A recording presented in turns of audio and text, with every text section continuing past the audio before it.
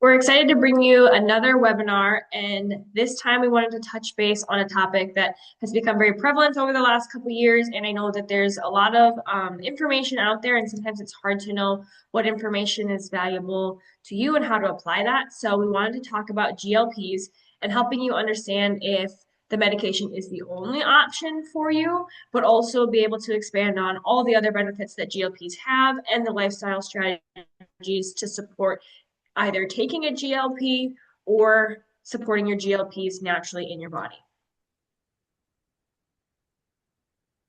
So in this presentation, we're going to touch base on what GLPs actually are, the benefits and side effects of them, how one can actually microdose those, so taking them in a different prescription status than what some people are doing, natural ways to increase your own GLPs, and sustainable lifestyle approaches for your daily nutrition, lifestyle, other components like activity, sleep that can produce GLPs in your body and support the GLP drugs that you're on.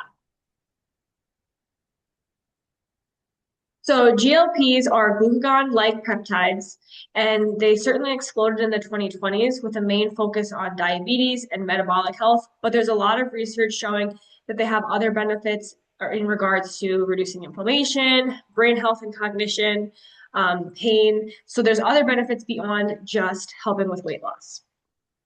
Certainly, some of that argument could be centered around too that improving obesity is going to yield health benefits as well. But regardless, there are benefits to these drugs beyond just losing weight. They come in a variety of names and facets. So your common ones that people are hearing oftentimes are Ozempic and Mounjaro. Ozempic falls in one class, Mounjaro falls in another class, and then there are other medications. And then the list is continuing to expand too, with more and more oral options coming to the market as opposed to just injections. Whereas right now, the vast majority of them are injections. Now, when we talk about microdosing, that's something that the actual format of the drug matters a lot because microdosing is done in very small doses, and oftentimes an oral product isn't going to be an option.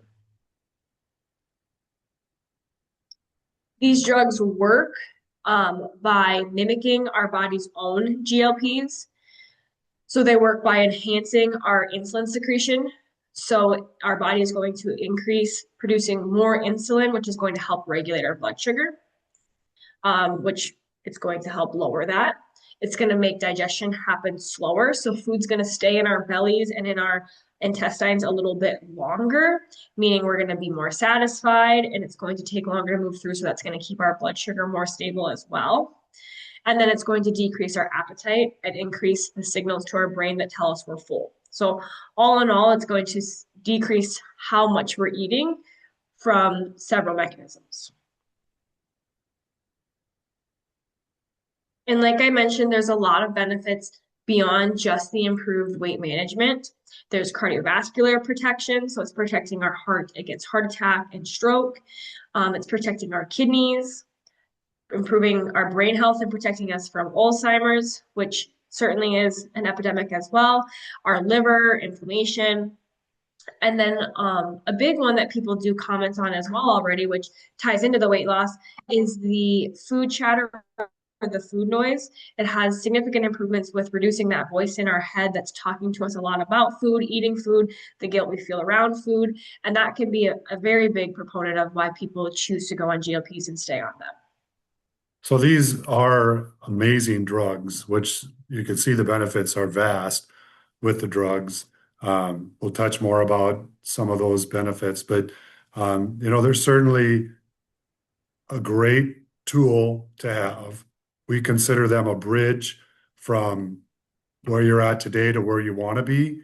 And then today we want to really focus on what you can do so that you don't have to be a lifelong user of GLPs, if possible, and also show you ways that you can maybe achieve these GLP increases without having to use the drugs.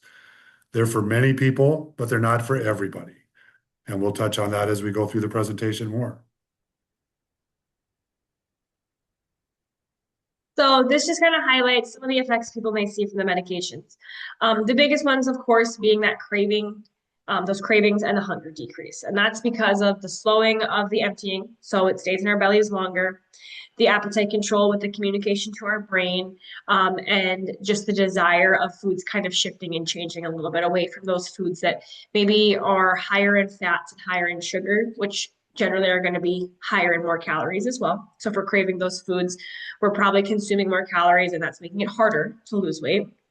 And then that hunger decreasing because, again, food doesn't move through as quickly. So our bellies don't empty as fast. And then that also slows down signaling to our brain to say, hey, it's time to eat because those foods aren't moving through quite as quickly. The caloric intake decreases, meaning that people are eating less calories, and that's probably largely based off of their craving preferences have changed and their hunger cues have changed from what we just talked about. And then over time, which is what we want to have happen with whatever we do to improve lifestyle and help lose weight, is food preference shift. So a lot of people on the medications did notice that they shifted towards wanting smaller portions. They wanted different foods, foods that were more nourishing to their bodies, like foods that were higher in protein, that were going to make their bodies feel more satisfied.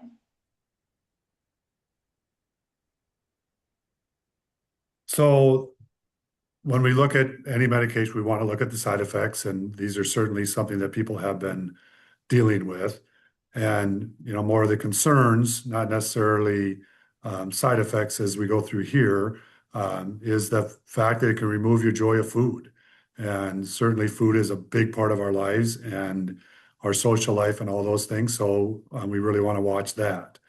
Cost is a major concern with these. Many insurances do not cover them for all conditions, so that is a significant concern.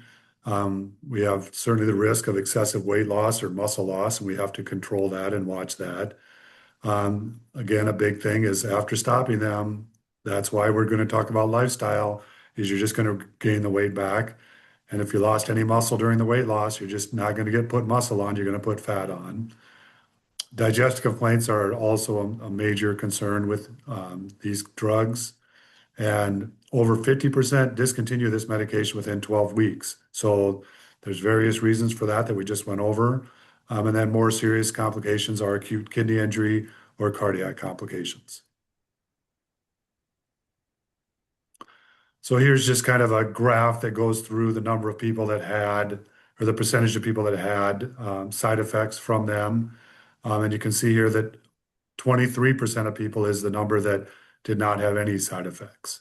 But it's hard sometimes whenever we start a drug, and the general rule you have to think about, if there's a new symptom that started, most likely it's a side effect from that. And we will go over strategies that can reduce your risk of these side effects, but you definitely want to pay attention to any side effects that occur and report those to your prescribing physician. And I would say the majority of times that we hear of a side effect from these medications, which we're just hearing from patients that are already on it, we're not putting them on it, but typically they're centered around digestive concerns, whether that is nausea, bloating, constipation, or diarrhea. It's usually within that chunk. And then, which isn't actually listed on here because I don't know if maybe they're saying it's a direct side effect or not. But the other most common thing that I would say I hear is hair loss. A lot of people seem to experience that, and that's most likely probably going to be because of dietary change and just eating less and less absorption. So typically it does seem like we're hearing digestive or sometimes that hair loss are some big things that people are noticing when they've been on it for a while.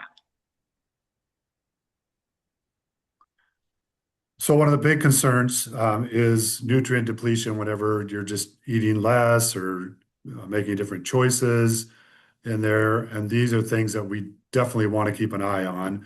And that's why we really recommend that you work with a nutritionalist as you're going on these medications and make sure that you're getting proper nutrition and not allowing these things to do lab testing.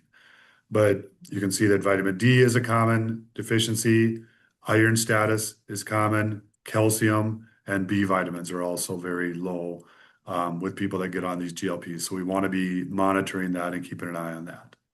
And like things with hair loss, hair requires a lot of nutrients. So if you have these, especially these nutrients in particular, if you're low in those because you're not eating as much of those things, then I mean that could prompt where you're noticing hair loss nail weakening. And then most people that we speak with are already residents of South Dakota, typically already have vitamin D. So then if you layer in something that's making you consume less foods with vitamin D, which already is a pretty small list, you're most likely going to be even more deficient than you already were. So certainly important to stay on top of these things.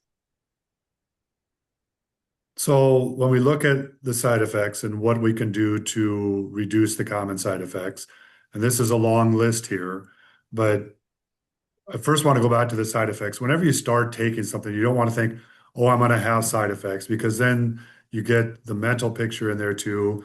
You don't want to, you know, you'll know when you have side effects. You don't need to think about them. They're there. So if you do start the medication, go in with a positive attitude, but just be mindful of what you're feeling and what's going on so that you can report these to your prescribing physician. But also, again, we recommend working with a nutritionalist and talking with them about it. But how can we reduce nausea? Well, smaller, more frequent meals will help with that. Eating slowly, chewing your food well, avoid greasy, fried, and very rich foods.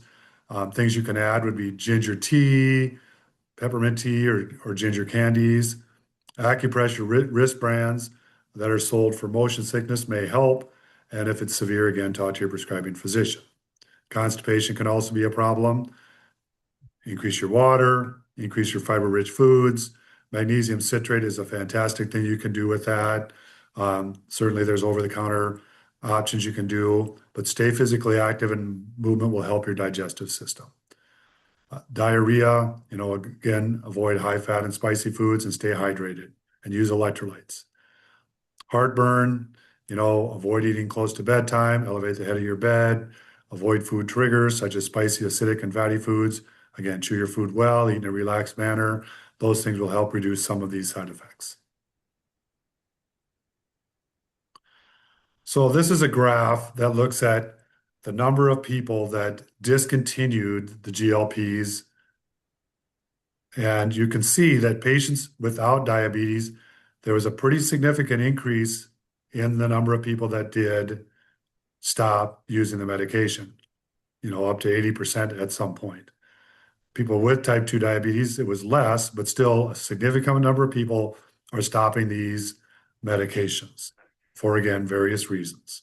And that's common with any medication, but we're seeing definitely a higher rise in here. And oftentimes that would be a side effect or due to the significant cost or your insurance company deciding they're not going to pay for it now and that. So again, this is why we are here today to teach you what you can do to decrease your dependency on this so that you can get off of it in a good way and you don't rebound and gain that weight back. So this graph then looks at the people that um, the people that stopped, and then how many people started taking it again. Okay, again, the people with type 2 diabetes, roughly ultimately around 50% of those people started doing the medication again, and 40% of the people without type 2 diabetes, because they, again, probably gained the weight back and started having those, as um, Ashley said, those that food sound or food cravings, started getting those again, so they went back on it in that way. This is not our goal. We're going to give you strategies to where, one, you may not have to go on the medication. Two, if you go on the medication, how to go on it, how to live your life through it, and then how to be able to go off of it and continue with those amazing responses that you got on the medication. So there are some warnings and precautions that you want to take, again, whenever you do um, a medication, but you want to watch where, you might have some infections risk with the injection pens. You never want to share those. Pancreatitis is something that some people are suffering from, so you really want to keep an eye on that severe abdominal pain, nausea, and vomiting. Um, if people have retinopathy, it could make it worse, so you want to make sure you're getting regular eye exams. We talked earlier about your kidney function. You really want to monitor that and make sure that that is functioning well. You could be allergic or you're hypersensitive to this, so you want to watch for any anaphylaxis or edema issues that occur. Gallbladder problems could be a problem with this. So you want to watch for that right upper quadrant pain or jaundice turning yellow. There's limited data during pregnancy on weight benefits and versus risk. So you'd have to talk to your OB about that, but probably not something you want to do at that time.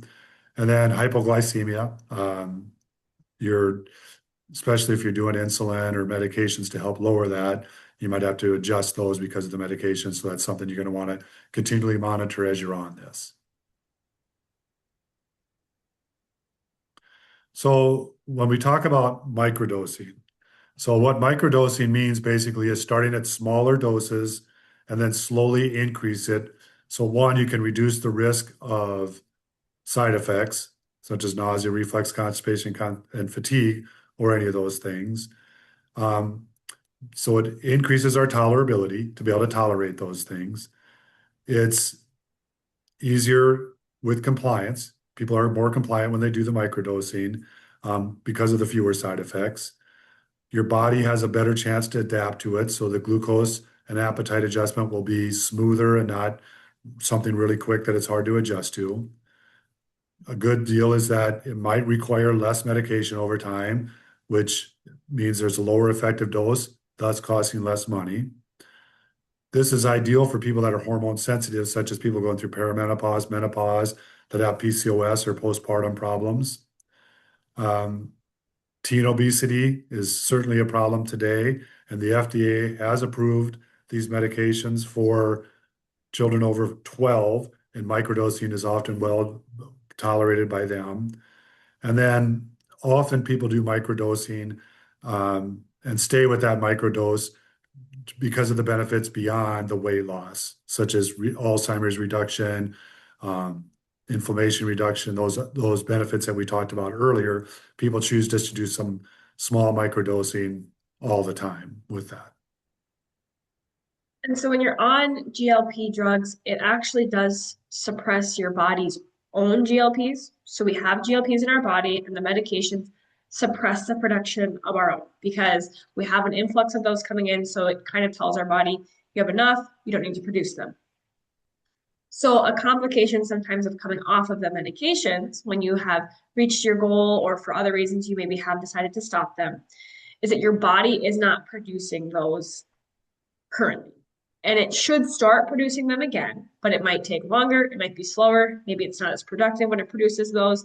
And so then that does enhance this rebound effect, like the gaining the weight back or the symptoms that you experienced prior to GLPs coming back. So microdosing, not only do you maybe not shut off your own GLP production as much because you're not taking as much, you also can kind of microdose off of them. So you can titrate down off of them. And then that allows your body to start producing the GLPs while you still have some coming in. And there's not this rapid, like, shutting off of taking the GLPs to when you don't have any in your body. So it can help mitigate like any side effects you're going to have from stopping the medication and lessen the risk of rebound of gaining that weight back. So here's just an example of how microdosing can work with semaglutide. Start with very small milligrams weekly versus starting with that 0.25 milligrams. Trizepatide, again, smaller amounts and working up to there versus starting with the regular amount. You start with that low dose, and then if you're tolerating it well in 48 weeks, you increase the microdosing to a little higher level. And then you figure out the lowest effective dose if you're meeting those goals, and then you stay on that dose. And you monitor for the side effects of GI health, hydration, bowel regularity, and muscle mass. So this is again being really mindful of what you're doing, working up slowly, and being patient with the process too, because it's not going to be that I'm starting with this microdose. I might not get that significant effect right away, but I need to be patient. This is working.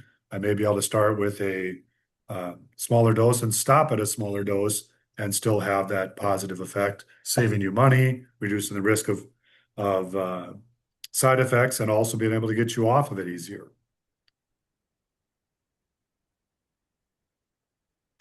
So microdosing works best, and we'll talk about this throughout our presentation, the rest of the presentation, is if you need to eat a protein-rich whole food diet.